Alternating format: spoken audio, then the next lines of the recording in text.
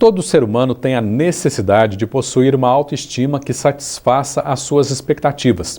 Porém, quando esse sentimento está em baixa, isso pode afetar o comportamento e o relacionamento com outras pessoas. Mas o que fazer para manter ou até elevar a autoestima?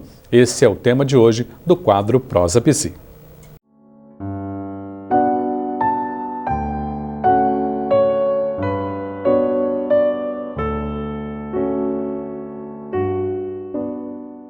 Você já deve ter ouvido aquela expressão assim, mas você está com a autoestima tão baixa? Ou a pergunta, como é que está a sua autoestima? Afinal de contas, o que é autoestima? Bom, não é um conceito que a gente trabalha na psicanálise, mas isso não impede que a gente proseie sobre ele aqui. Vamos pegar essa palavra por partes. Auto quer dizer si mesmo, estima, apreço, consideração, valor. Então a autoestima tem muito a ver com a imagem que cada um faz de si. E se essa imagem é mais valorizada ou menos valorizada. Agora, como é que isso se constitui em nós? Porque a gente sabe que não basta alguém dizer coisas favoráveis a nosso respeito, nos elogiar, para que a nossa autoestima ela seja alta. E o contrário também. Não basta que alguém nos trate mal ou fale mal de nós para que a nossa autoestima necessariamente se torne baixa.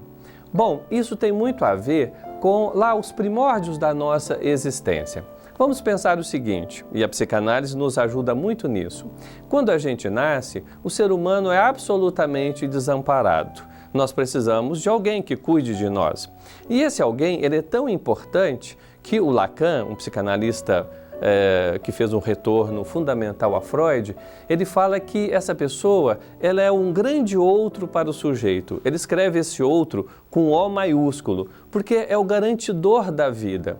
Mas não só da vida do ponto de vista biológico, mas também é um garantidor, de certa forma, do processo que leva à constituição do nosso funcionamento psíquico, da nossa subjetividade.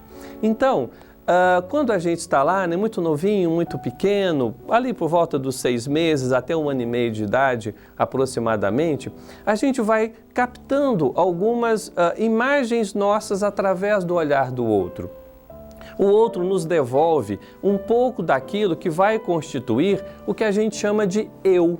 Então é fundamental que a gente faça essas capturas da nossa imagem no olhar do outro para que a gente vá se constituindo como uma singularidade, como uma individualidade. Então, dependendo do que eu capto dessa imagem que vem do outro, mas que fala sobre mim, de uma maneira mais positiva ou menos positiva, se essa impressão que eu tenho ela é mais favorável ou menos favorável, isso vai produzir marcas importantes que nós vamos repeti-las ao longo da vida de alguma maneira, né?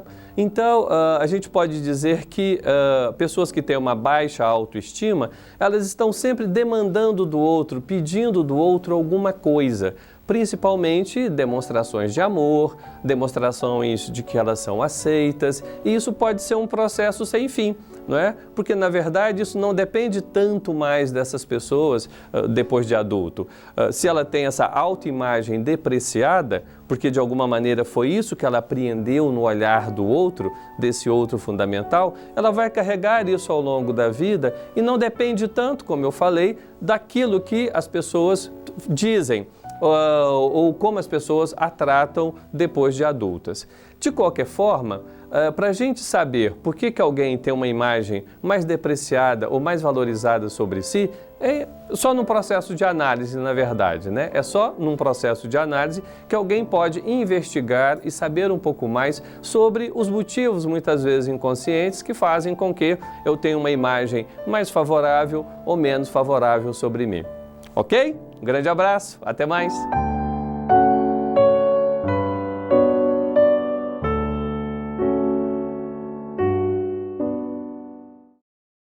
Obrigado, Silvio. Esse episódio já está disponível em nossos canais de conteúdo na internet, assim como todos os temas já apresentados no Prosa Psi.